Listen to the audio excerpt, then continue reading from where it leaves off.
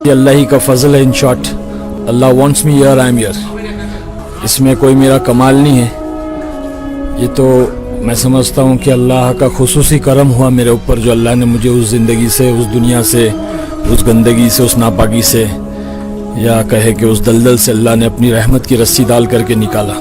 کہ ہماری پہلی فلم پھول اور کانٹے بہت زیادہ سپر ہٹ ہوئی تھی, اور اسی وقت میں اسی سال میں مجھے نامینیٹ بھی کیا گیا تھا فلم فیئر ایوارڈ کے لیے. بتا کور کے اندر گاڑی جائے گی, داڑھی جائے گی. تو بہت غصہ آیا. میں نے کہا یار یہ کیا کہہ رہے ہو آپ, کور کے اندر گاڑی کیسے جائے گی؟ بھائی ایک دل سے نکلی بات, قبر کے اندر گاڑی کیسے جائے گی, قبر کے اندر داڑھی جائے گی. در حقیقت وہاں پہ ساری چیزیں موجود تھی. 4 چیزیں جس کے پیچھے آج لوگ بھاگ رہے, عزت, دولت, شہرت اور عورت. وہ چاروں چیزیں وہاں ایک ہی رات میں جب پہلی فلم سپر ہٹ ہوئی تو ہمیں ساری چیزیں مل گئی تھی.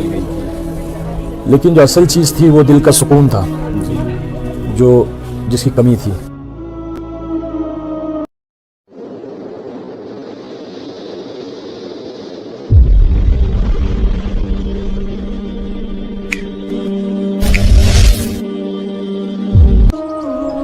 اللہ تعالیٰ جسے ہدایت دینا چاہے اس کو دنیا کی کسی گندگی سے, جہاں وہ رہتے ہیں, جو دنیا اللہ کے نزدیک گندگی ہوتی ہے, گناہ, ایسی جگہ, وہاں سے نکال کر ہدایت کی چوٹیوں پر پہنچا سکتے ہیں.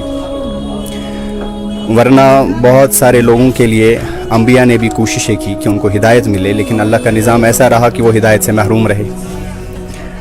تو کچھ لوگوں کو ہدایت کا ذہن میں بھی نہیں ہوتا اور اللہ تعالیٰ ان کو ہدایت سے نواز دیتے ہیں.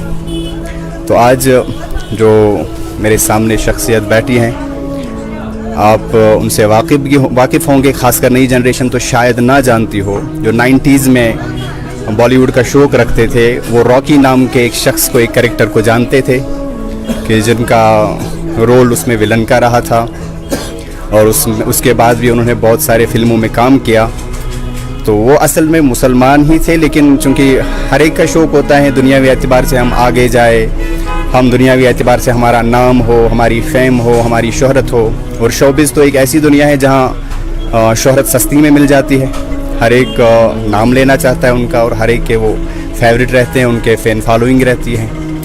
تو اسی دنیا میں ایک نام تھا راکی, اور وہ کریکٹر بہت چلا تھا ان دنوں. تو 90s کی دنیا میں جو اس وقت وہ دیکھتے تھے تو وہ تو سب ان کے پیچھے رہتے تھے, ان کا سٹائل کاپی کرنا اور ان کی باتوں کا سٹائل کاپی کرنا. وہ راکی کا ایک نام تھا. تو وہ ہمارے سامنے موجود ہیں. وہ دراصل مسلمان فیملی سے بلونگ کرتے ہیں, اور ان کا نام ہے عارف خان صاحب. تو سب سے پہلے تو میں ان کا خیر مقدم کرتا ہوں, ویلکم کرتا ہوں کہ یہ ہماری دعوت پہ ہمارے یہاں تشریف لائے, ماڈرن سویٹس پہ آئے, ماڈرن ریسٹورنٹ کو دیکھنے آئے. تو سب سے پہلے تو ان کا میں خیر مقدم کرتا ہوں کہ تشریف لائے, اور ان کا تہہ دل سے شکریہ بھی کرتا ہوں. اور دل چاہا کہ آپ سے بھی ان کی ایک ملاقات کروا لوں, کہ ہمارے ذہن کے اندر اس وقت شوبز میں جانا اور دنیاوی اعتبار سے کوئی بھی گندگی برداشت کر کے آگے جانا, یہ ہمارے ذہنوں میں ہوتا ہے, اور یہ وہاں سے اس کو تھوک کر واپس آئے ہیں. غرض کی گویا میں یہ سمجھ رہا ہوں کہ جس چیز کو انہوں نے تھوکا ہے ہم اس کو چاٹنے کی کوشش کر رہے ہیں. تو میں نے چاہا کہ ذرا ان سے بات سن کے ہم کہ یہ وہاں سے کیوں آئے, جبکہ پوری دنیا وہاں دوڑنا چاہتی ہے, وہاں جانا چاہتی ہے. تو یہی وہاں سے کیوں نکلے, کس لیے نکلے, وہاں پر ان کا جی کیوں نہ لگا. اور مولوی جیسی شکل, یہ تو مولویوں کی شکل نہیں ہے, یہ تو محمد الرسول اللہ صلی اللہ علیہ وسلم کی شکل مبارک اس طرح ہوا کرتی تھی. تو اب ہم نے یہ مولویوں کے لیے خاص کر دی ہے. تو یہ شکل اختیار کرنے پہ کیا کسی نے مجبور کیا کہ کچھ اور تھا, کہ فلمی دنیا میں, بالی ووڈ کی دنیا میں ان کا جی نہیں لگا.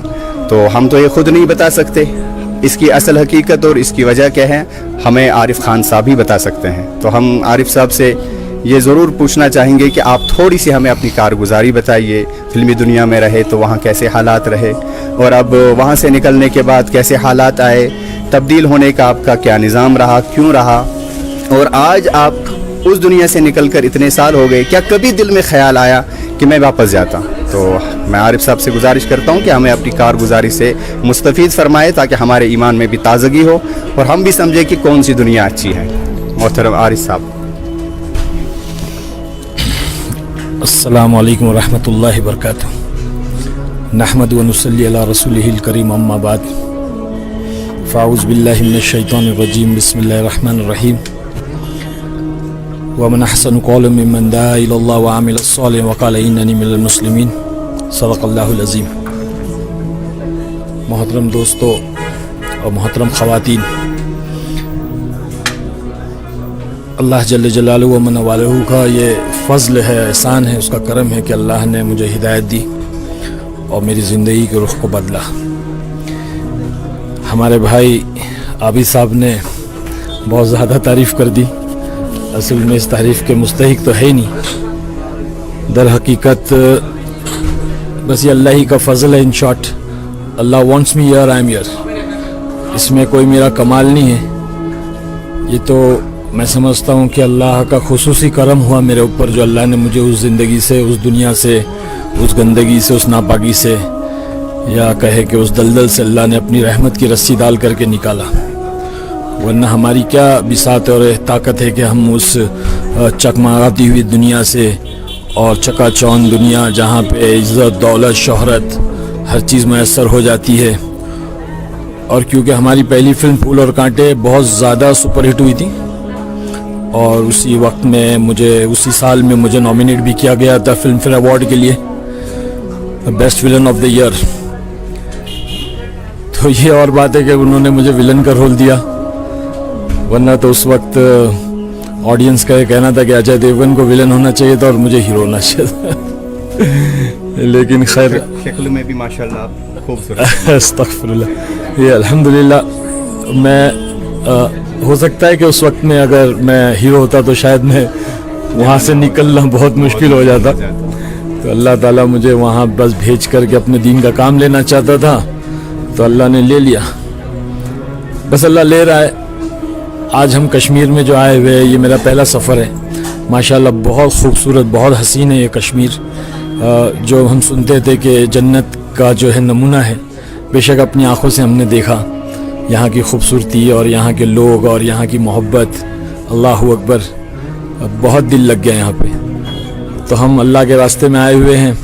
ہماری باقاعدہ جماعت ہے یہاں پہ، اور اللہ خوب کام لے رہا ہے. بہرحال ہمارے عابد صاحب کا یہ کہنا تھا کہ ہم وہاں سے کیسے نکلے. تو اصل میں وائس بریک ہوئی ہے.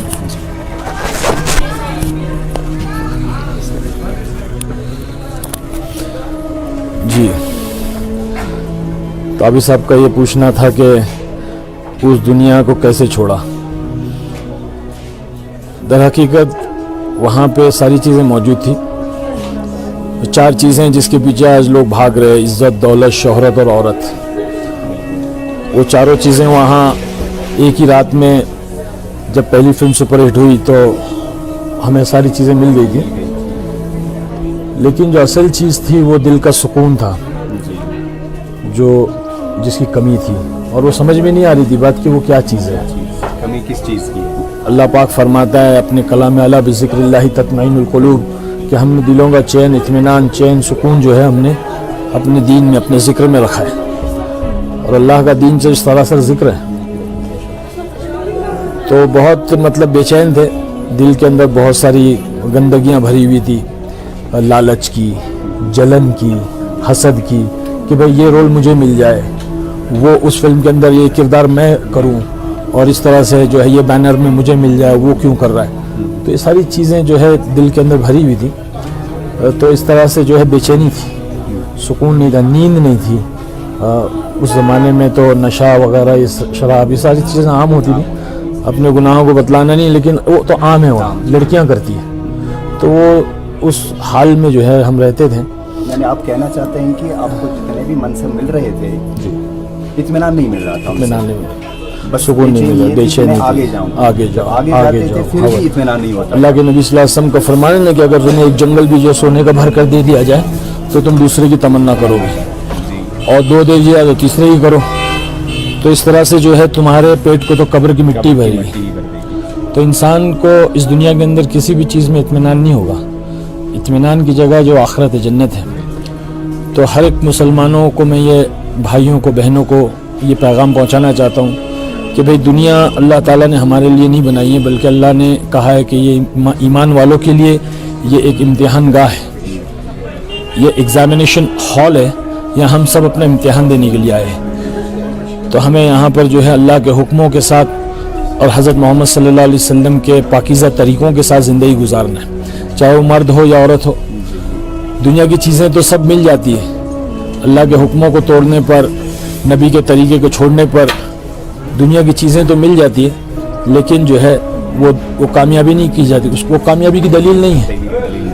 اگر دنیا کی چیزوں کا مل جانا, مال و متاع کا مل جانا, عہدوں کا مل جانا, دولت کا مل جانا, شہرت کا مل جانا, یہ اگر کامیابی کی دلیل ہوتا تو اللہ پاک جو ہے اپنے صحابہ کو دیتا, لیکن اللہ نے تو اپنے دشمنوں کو دیا.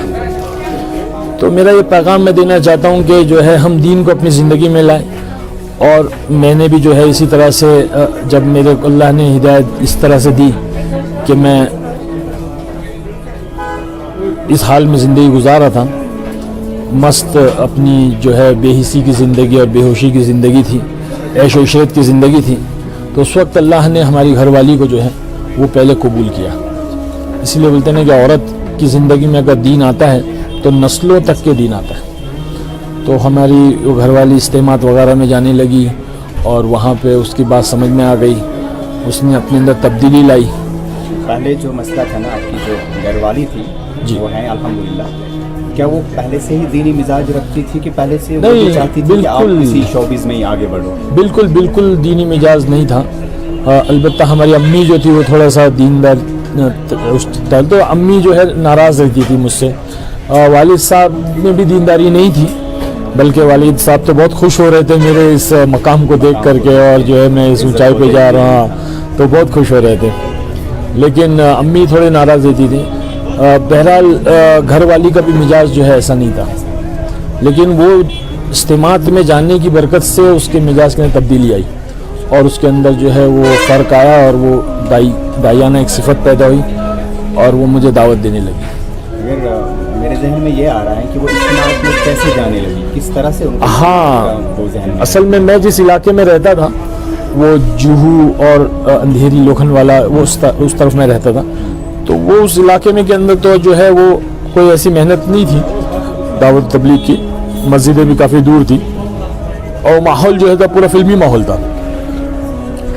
تو وہاں تو نہیں تھا, لیکن ہم ہمارے والدین کے پاس ادھر آیا کرتے تھے. ممرہ ایک علاقہ ہے, تو وہاں پہ کافی مسلمان لوگ ہیں, چھوٹا پاکستان کہتے ہیں اس کو, اور اس جگہ پہ جو ہے دعوت کی محنت زبردست ہوتی ہے. تو وہاں پہ جب ہم آیا کرتے تھے والدین کے پاس, تو وہ عورتیں وغیرہ آپس میں ہماری گھر والی کی تشکیل کر کے اس کو اجتماعات میں لے جایا کرتے تھے.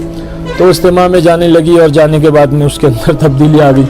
وہ تو ظاہر سی بات ہے, اللہ تعالیٰ خود فرما رہا ہے کہ ایمان کی بات کہنا سننا ایمان والے کو نفع دے گا, تو نفع ہوا الحمدللہ. اور اس نے جب مجھے دعوت دینا شروع کیا تو دعوت کے ساتھ میں عداوت بھی آتی ہے, تو وہ عداوت پیدا ہو گئی اور گھر کے اندر کافی جو ہے وہ ماحول خراب ہو گیا. لیکن اللہ نے اس کے رونے کو, اس کے مانگنے کو اللہ نے قبول کیا اور زندگی کو میری جو ہے وہ بدلا. پھر جو ہے ہمارے بڑے بھائی صاحب یوسف خان نام ہے ان کا, وہ بینک میں سروس کرتے تھے, تو وہ 40 دن چلے گئے.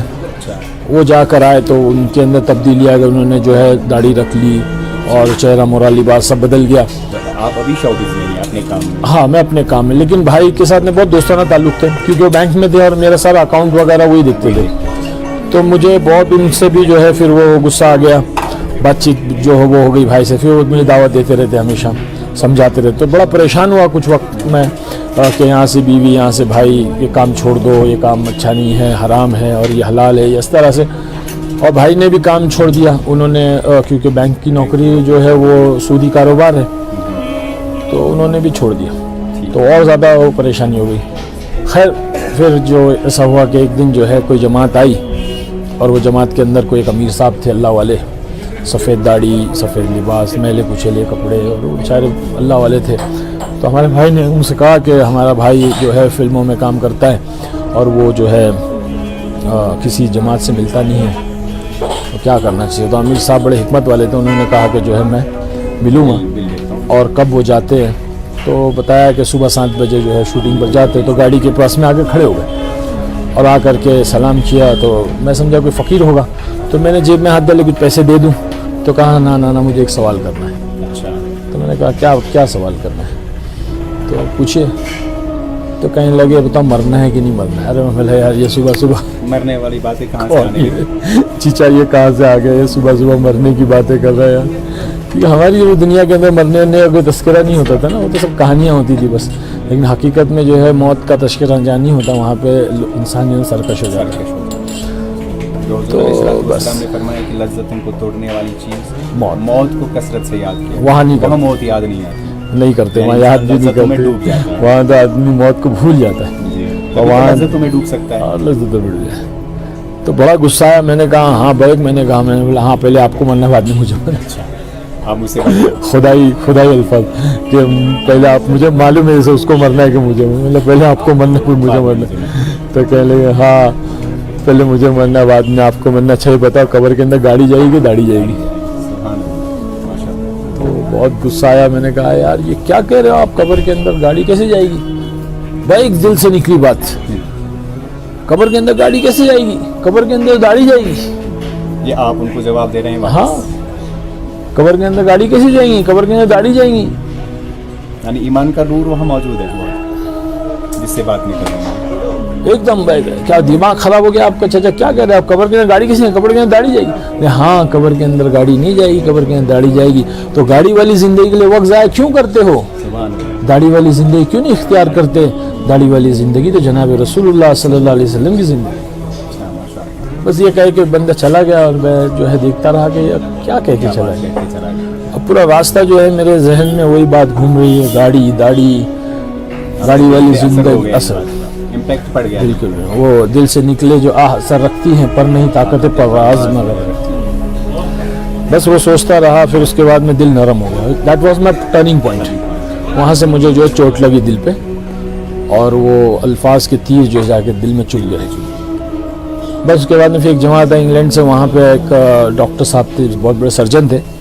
तो हमारे भाई साहब उनका विजिटिंग कार्ड लेकर आए, बोले थे इंग्लैंड से जमात आई हुई है और नौजवान आपसे मिलना चाहते हैं, यार एक बार तुम मिल ले उन लोगों से, वो जो है फ़ैन है, सारी फिल्में देखी हुई है।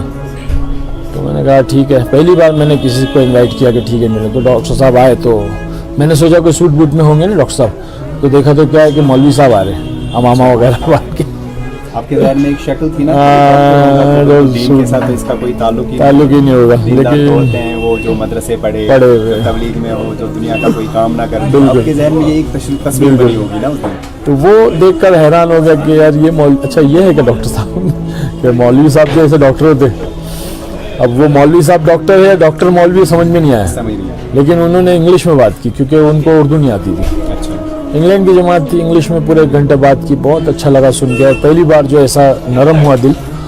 और तश्कील उन्होंने मेरी 4 महीने चिल्ले की नहीं की, बल्कि उन्होंने जो है मुझसे कहा कि मरकज़ में आप आके हमारे साथियों से, हिकमत थी, साथियों से मिलने, नौजवान हैं आपके फ़ैन हैं, आपका ऑटोग्राफ लेना चाहते हैं, आपसे मिलना चाहते हैं। तो मैं पहुंचा मरकज़ दूसरे दिन, इज्तिमा, हफ्तेवार इज्तिमा का दिन था, मरकज़ पहुंचा। जैसे ही मैं अंदर घुसा तो वो बच्चे, वो रॉकी आ गया।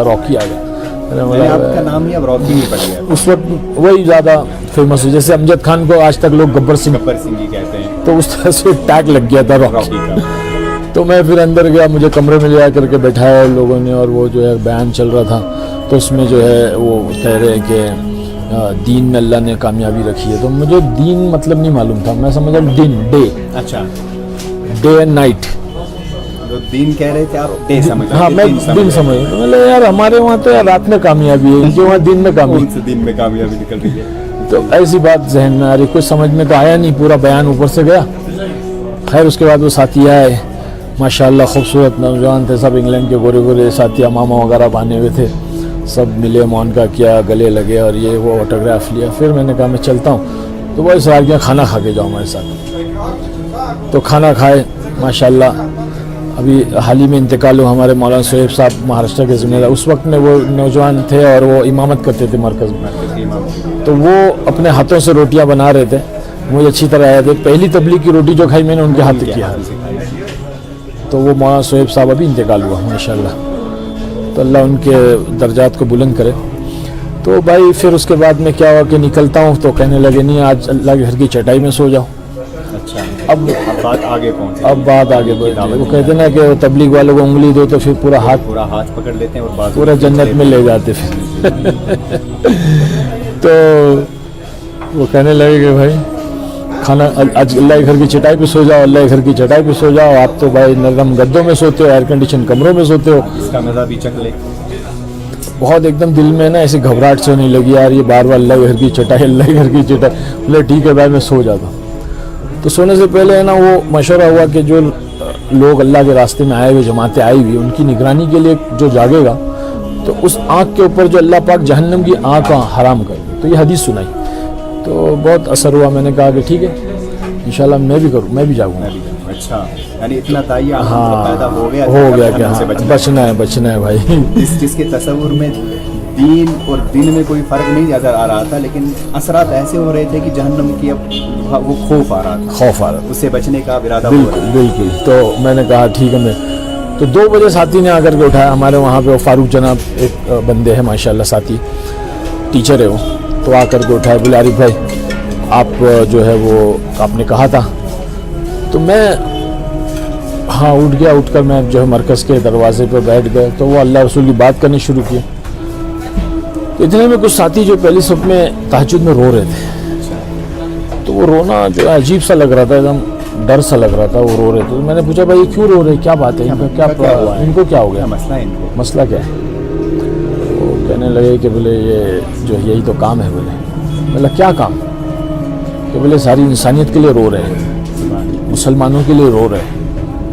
کیا ہے آج کے دور میں یار، آج ماں اپنے اولاد کے لیے، باپ اپنے اولاد کے لیے نہیں روتا. ہر سوتے لوگ آرام سے، یہ وقت سونے کا اور یہ لوگ اٹھ کے رو رہے ہیں. تو ایسے ہی حضور پاک صلی اللہ علیہ وسلم رویا کرتے تھے، صحابہ رویا کرتے تھے.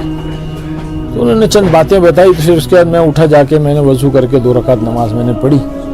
اور پڑھ کے جو ہے میں نے اللہ سے دعا کی، اللہ اگر یہ سچے، اللہ میں تو گنہگار ہوں، یہ تو پکی بات ہے، وہ تو میں جانتا ہی ہوں.